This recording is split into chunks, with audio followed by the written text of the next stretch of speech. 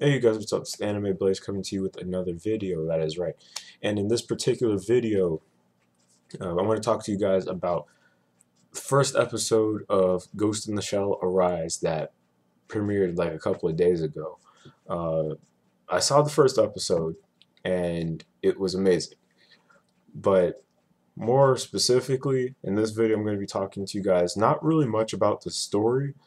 Um, I'm going to be talking more along the lines of the characters because they did change up the way the characters were, at least from the different ways that they are in the standalone complex series, as well as uh, animation and a couple other things.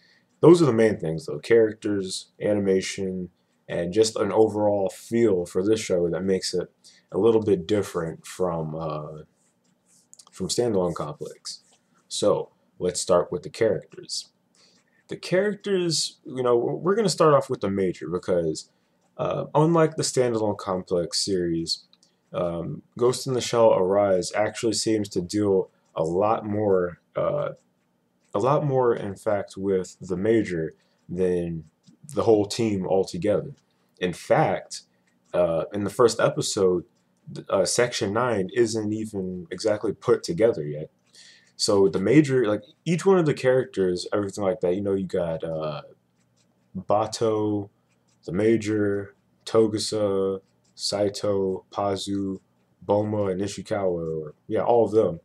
Each of them are pretty much off doing their own separate thing, if I got that correctly from watching this.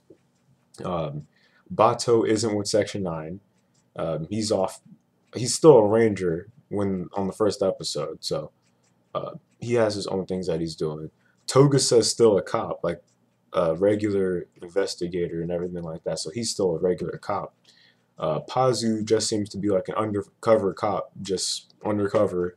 Now, I don't think he's exactly with Section 9, and the Major's with an entirely different unit, uh, which is kind of weird because essentially when we watch Standalone Complex, we're used to seeing all of these different characters like revolve around the Major. She gives an order, they follow. But this time, they're all living their own separate lives separately, so it's kind of weird. Took a while to get used to, but it's pretty cool to see how they act on their own without uh, someone commanding them. It was pretty cool. Let me think. Characters. The Major. In Ghost in the Shell Arise, the Major did not actually have the authority that she had in Standalone Complex. Not exactly, but she did get offered the opportunity to join a new section due to the events that happened in the first episode. But well, Section 9 is going to form eventually, so you can assume that. But but yeah, she did not have the authority that she had in Standalone Complex. She seemed to be kind of off, not really with like aside from authority, she just seemed to be kind of off with her own mindset of ways of thinking and everything. She's still good in hand-to-hand combat. I will say that much. Um, she's really good in hand-to-hand combat, and she's still good. I mean, but she has her own demons and everything that she's trying to wrestle with while the whole storyline is going on and everything. So yeah. And they also have like an entirely new theory as to how the Major became cyberized.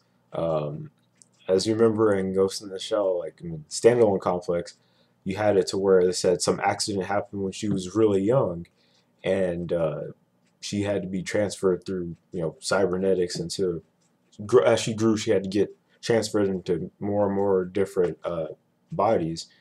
But on Arise, she's not even originally in the body. She wasn't even originally born. So technically, what they're saying is she didn't even have an original body to begin with. But that's a different story. You'll have to watch that for yourself and see where that theory comes from. It's pretty weird, but cool at the same time. Uh, let's see. Bato's still tough, rough exterior, still does. Bato is Bato. He didn't really change much. Togusa still a city cop.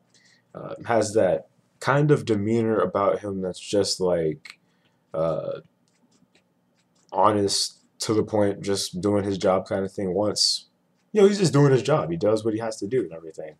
So there's that.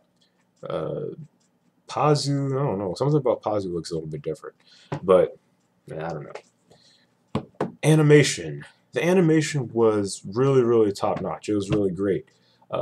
Really fluid with the fight scenes. Especially, I love the part where Bato gets backhacked by the Major. Like he's sitting there fighting. Uh, the Major was able to hack his eyes in mid combat and everything. So I thought that was pretty cool. One thing I'll always like about Ghost in the Shell is the fact of how you'll never know. Middle of the fight, get hacked. That's pretty cool if you ask me. Uh, what else was there? Let me think. Yeah, the animation, like I said, the animation was really good. Um, I don't really have too many complaints with it. It is what it is. It's good. Uh, Story, characters, stuff like that. The story is actually pretty good. Uh, I mean, it's nothing that I wouldn't expect from Ghost in the Shell. It's just that the way that they were able to build upon it with like each character doing their own thing, it just made the storyline a little more clever with the way they were able to go in different directions with it. So I thought that was pretty clever of how they're able to do that. So I really thought that was cool. Uh, and other than that, guys, I mean, there's really nothing much to say about it. I mean, it's really good. I mean, if you, to be quite honest, I've watched Ghost in the Shell plenty of times before, and I'll be honest, if you've seen Ghost in the Shell standalone complex, then you pretty much know what to expect from Ghost in the Shell Arise. There's not really too many differences aside from the whole character switch up and the way uh, the story is going and everything. But other than that, there's nothing really changed. It's what you've come to love, know, and respect about Ghost in the Shell. Of course, there's music changes, but the music is still good. Uh, and you might have a little bit of problem with getting used to the Major's attitude. Kind of like if you've ever seen Appleseed, the uh, the Appleseed movies, and then you turn around and watch the Appleseed 13 like TV anime. You're gonna notice how much that is, like how much authority and how much strength that character has. Like Duna Newt, just like the Major, had so much authority with the previous anime and stuff, and then when it comes to another series or something, they lose some of that authority and they kind of change up with the way the character is. Only thing is that the Major is not annoying and whiny and everything like that, like Dunan was on Appleseed 13.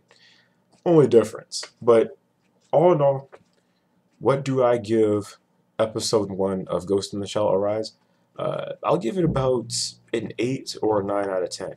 A 9 out of 10 would be like really, really superb, but an 8 out of 10 because of the slight character changes and some of the stuff you just have to get used to. So an 8 out of 10 is pretty good if you ask me. So go out there and watch Ghost in the Shell Arise. It is worth watching. First episode, really good. And if you don't like politics, don't watch it.